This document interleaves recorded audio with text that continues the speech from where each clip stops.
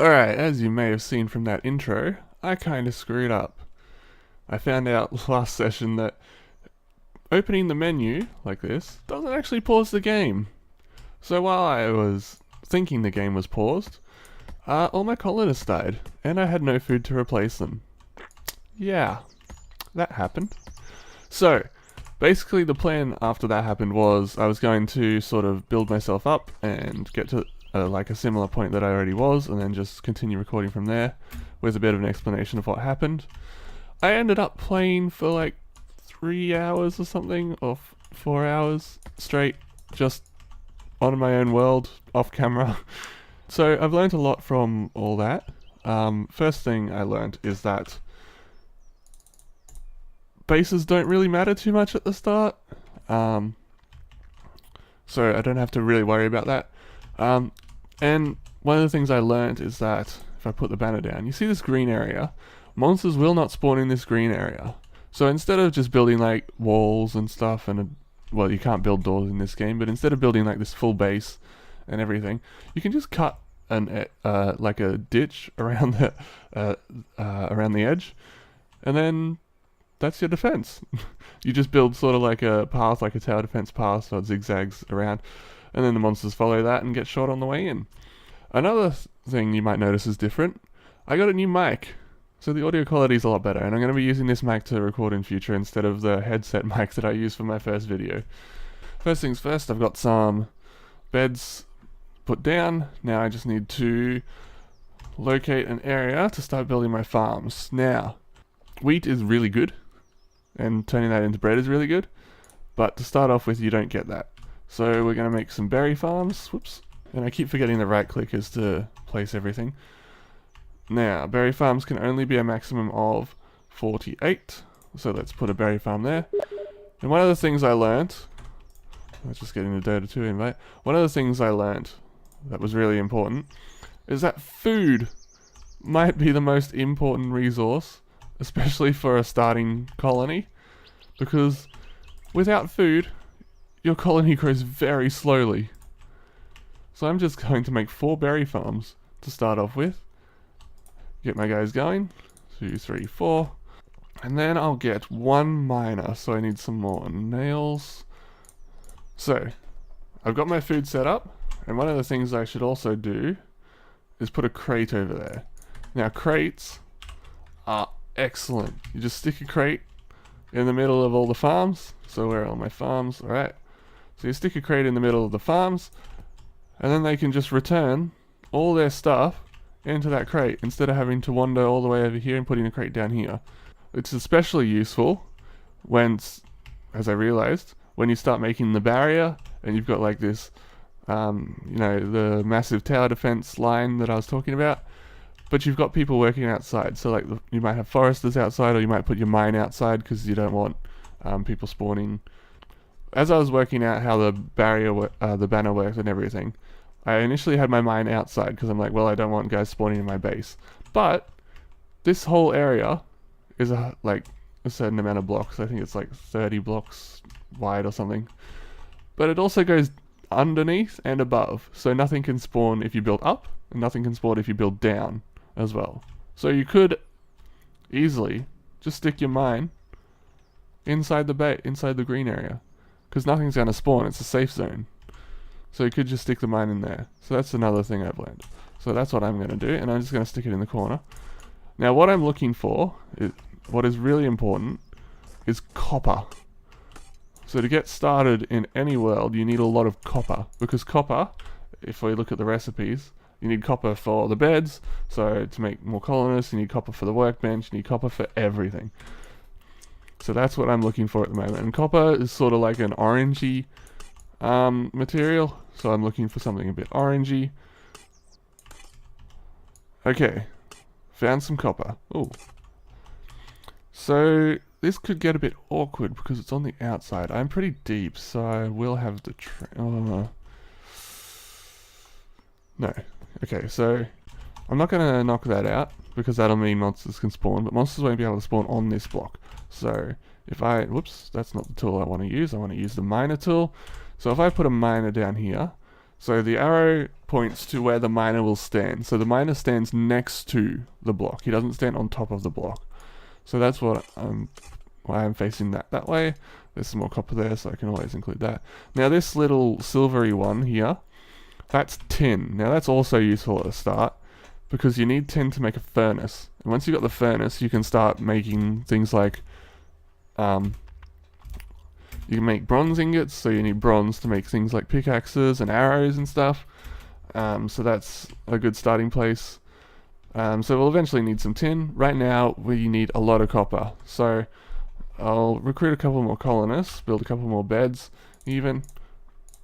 There we go, another bed. How much copper do I have still? Okay, so I could make another bed. So I'll make 2 more beds, and I've already got 1 colonist space. So I'm going to go back into the mine. I'm going to have 2 copper miners, 1 tin miner. So that'll give me plenty of copper, while still getting a little bit of tin built up. So that way when I start producing bronze, or I need my furnace, then I've got some tin to work with. So the miner... how am I going to place this miner? Might not... Oh, there's so much copper down here. Oh, this is awesome. Alright, this miner can go on this patch then. There we go. Alright. So, another thing I realized... Well, I realized this on the first playthrough. The mob spawn rate sort of builds up as you go. So on the first night, you don't have to worry too much about defense, but I'm going to grab a sling anyway. So I'm going to put all this stuff in my inventory. Where are my sling pellets? There we go. So at night time, all the colonists sleep. So this is the only place I need to defend. So if anything spawns, I can just sort of stand around here and fire some shots at them. Just to make sure my colonists don't die, I'm going to sort of wait out the night here and protect them. Here comes my first zombie. Oh, rip. The sling actually has quite a large range, and all projectile weapons do in this game. But they have the arc, so you can see that I shoot it up and then it comes back down in like an arc. You can see this stream. So you got to sort of work out that arc to try and hit them from long range. Obviously, if they're close up to you, you can just sort of shoot forward. That only applies to the player though. So the guards that you can set up won't actually shoot in the arc, they'll shoot straight. Which is actually very useful, because it means you're not wasting ammo like I am right now. There we go. Pop, pop. This is more zombies than I've seen on the first night previously. It seems to scale with how many colonists you've got. So like I was saying before that I was sort of playing off camera. In that world I've got a lot of colonists. I think I've got... How many do I have? I've got well over 100 colonists. But like there'll just be this massive stream of zombies each night. And thankfully, because of the defenses I've set up, none of them get even remotely close to my base. But it is a lot of zombies. And if I didn't have those defenses set up, my colonists would die instantly. God, I've wasted so many pellets. The good thing about the sling pellets though is they only require stone. So when you go through and you're mining, you're just getting essentially ammo. God, there's so many zombies. Thankfully the nights in this game are pretty short.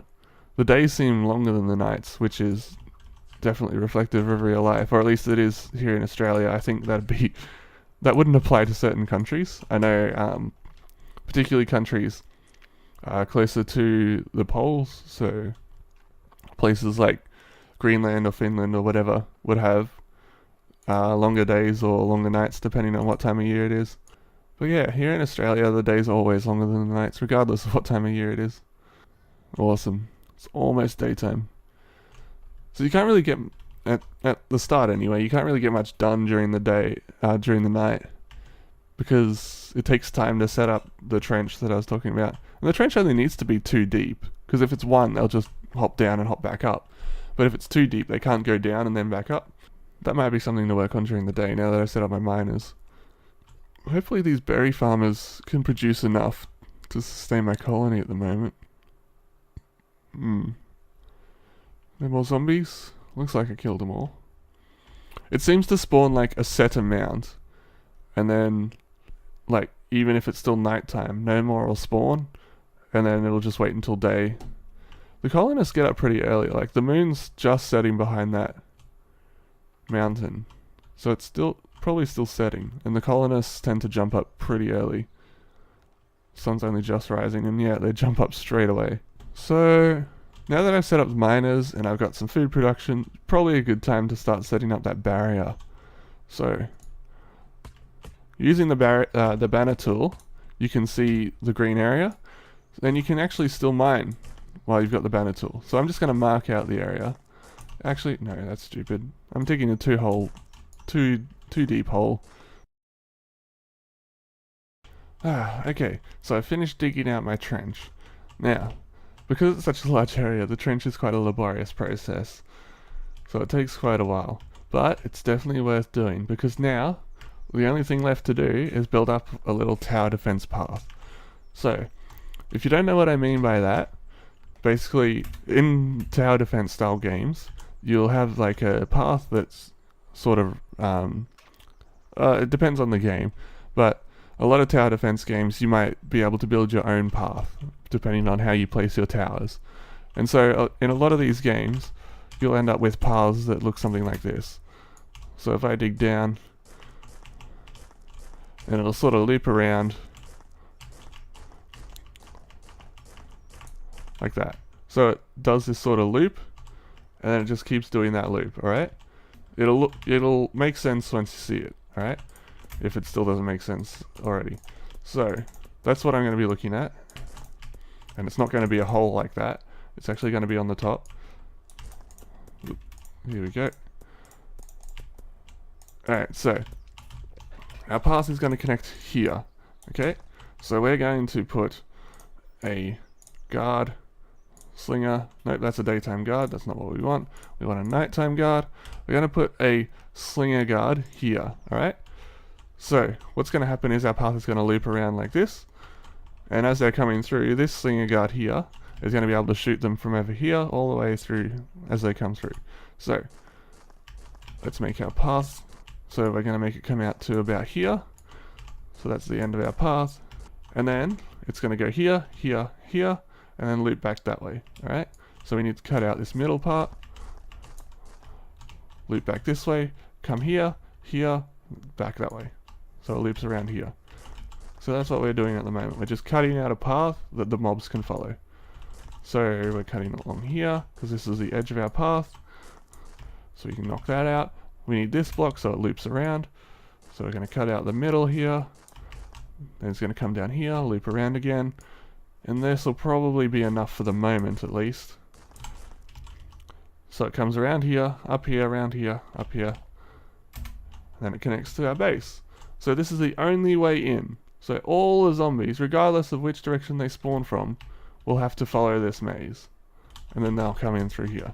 But the idea is that they should be getting shot. However, I don't have a guard yet. So I need to quickly make a bed, put it in line with the rest, because otherwise it's going to annoy me. That way. Recruit another colonist quickly. Alright. Come on, get to work. Get to work. Quick, get to work. Ah! Get to work. They're coming. They're coming. Hello? Hello? There we go. I'm going to help him out for the moment because the zombies are already here. Hey. Oh my god, I'm missing so much. I did not miss this much on my single player world. On my off-camera world, I mean. Oh my god. Oh, sling bullets. No.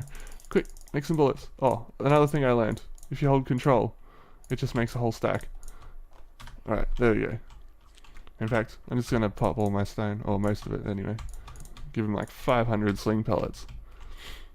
So now they should be set for a few nights. Alright. We're just going to wait this night out and then continue from there.